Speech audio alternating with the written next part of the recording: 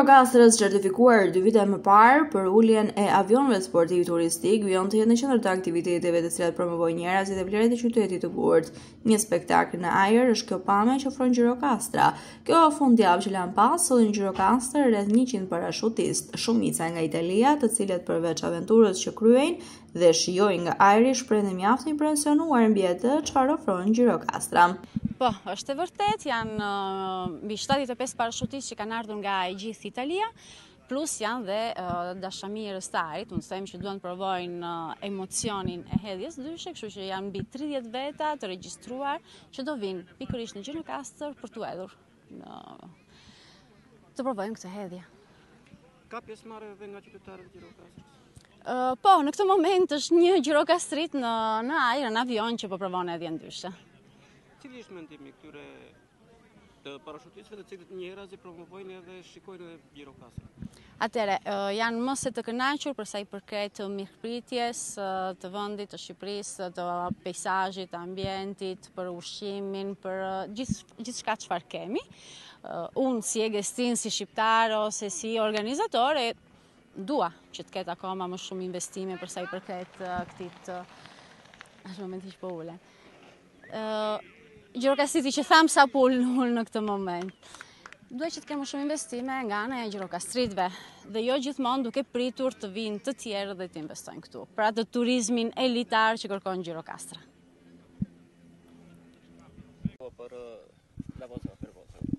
Come spiegati cosa vuoi capire?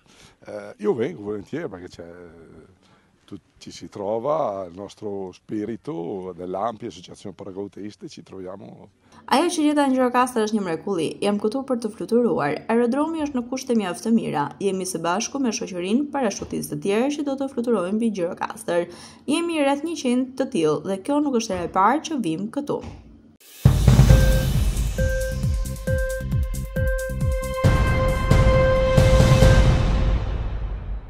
Numri i personave që përfitojnë nga skema e sigurimeve shoqërore është rritur ndjeshëm vitet e fundit, por anën tjetër shpenzimet buxhetore në raport me prodhimin e brendshëm bruto për pagesat e pensioneve janë në tredrënës pas pandemisë. Të dhënat zyrtare nga Ministria e Financave tregojnë se shpenzimet buxhetore për skemën e pensioneve arritën në 7.4% të prodhimit të brendshëm bruto.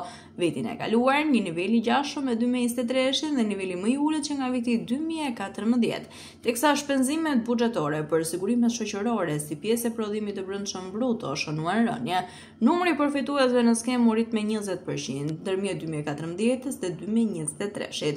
Nga rreth 4.8% të prodhimit të brendshëm bruto në fillim të tranzicionit, shpenzimet buxhetore për skemën publike të pensioneve arritën në 6%. Shpenzimet e Shqipërisë për skemën e pensioneve në raport me prodhimin e brendshëm bruto janë shumë të ulta se në vendet e tjera të Ballkanit Perëndimor. Përveç Kosovës dhe Shqipërisë, të gjitha vendet e tjera shpenzojnë më shumë se 10% të prodhimit të brendshëm bruto të tyre për pagesën e pensioneve. Të dhënat nga Ministria e Financave tregojnë se Shqipëria ka një rritje të qëndrueshme por ende të moderuar të shpenzimeve për sigurime shoqërore. Këtë vit, Bosnia-Hercegovina zbatoi formulën ligjore të indeksimit bazuar në inflacion dhe rritje të prodhimit të brendshëm bruto, duke rritur pensionet me 4.49%. Por pavarësisht kësaj, Shqipëria mbetet një nga vendet në rajon me të ardhurat më të ulta dhe pensionet më të ulta.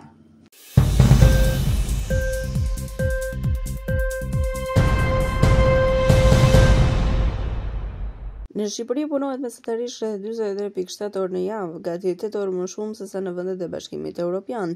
Shqipëria renditet kështu vendi i parë në Europë duke kaluar edhe Turqinë, kur Eurostat llogarit një mesatare javore pune 43.1 orë.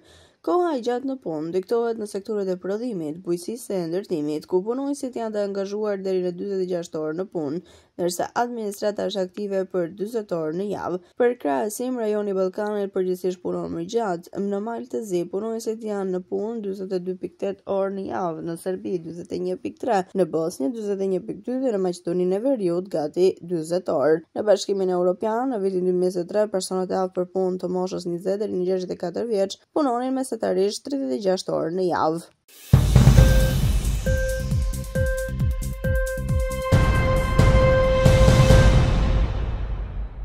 Mbretëria e Bashkuar do të përkujtojë sot 80 vjetorin e ditës së fitores në Evropë me një sër ngjarje solemne dhe ceremoniale në mbar vendin të udhëhequra nga mbreti Charles.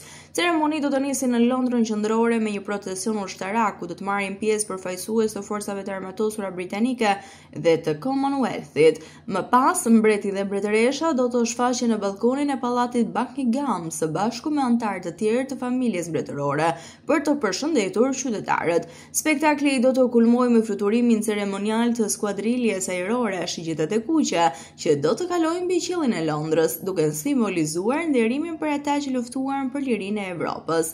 Në festime do të marrë pjesë dhe kryeministri Keir Starmer, i cili më herët publikoi një letër të hapur për veteranët, duke i falendëruar për përkushtimin e tyre vetmohues dhe duke theksuar se ata përfaqësojnë më të mirën e asaj që jemi si kombë. Dita e Vesë përkujton 8 maj 1945, kur kryeministri Winston Churchill shpalli përfundimin e luftës së dytë botërore në Europë me fjalët historike: "Kjo është fitoria juaj."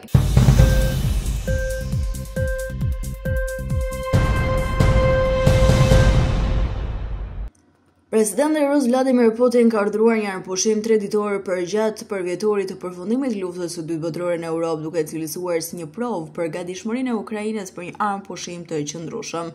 Por presidenti i Ukrainës Volodymyr Zelensky e hodhi poshtë me njëherë këtë ide, duke thënë se nuk ka besim tek premtimet e Moskës. Gjatë konferencës të përbashkët me presidentin çek Petr Pavel në Prag, Zelensky tha se Rusia po flet për një armpushim, ndërsa njëkohësisht kryen më shumë se 200 sulme në një ditë të vetme, shifra më e lartë në muajt e fundit, sipas një raporti ushtarak Ukrainas. Ne dim me kë kemi të bëjmë. Kjo nuk është hera e parë që Rusia premton ndalimin e zjarrit dhe çdo herë është një mashtrim, ka thënë Zelensky, i cili ndodhet në Çeki për një vizitë 2 ditore së bashku me bashkëshorten e tij.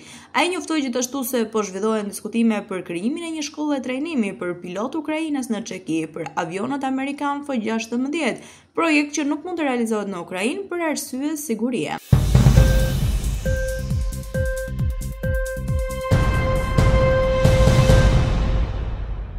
Presidenti i SBA-s Donald Trump ka njoftuar një tarif 100% për të gjithë filmat e prodhuar jashtë vendit që shpërndahen në SBA, duke cilësuar këtë masë si masë mbrojtjeje për industrinë amerikane të filmit në një çështje të sigurisë kombëtare.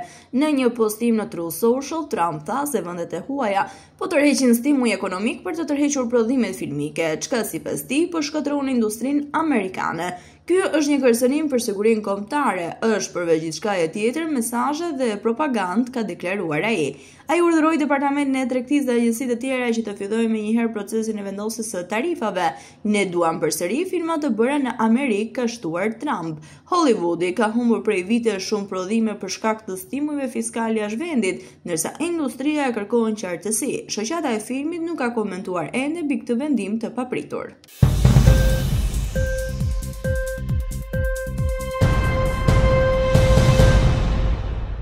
Koordinatori i ndihmës emergjente të Kombeve të Bashkuara ka kërkuar Izraelit të heqë bllokadën e ndihmës humanitare në Gaza, duke thënë se ndërprerja e ndihmës humanitare përbën dëshkim kolektiv mizor. OKB-ja tha se mijëra palestinez kishin hyrë në një zyrë humanitare në Gaza duke kërkuar ndihmë. Ata morën ilaçe dhe dëmtuan automjete, por nuk shkaktuan lëndime në personel. Izraeli ka thënë se bllokada dhe fushat e tjera për të rirë ushtarake ka për qëllim të bëjë presion mbi Hamasin që të lirojë pengjet e mbetura që ban ende.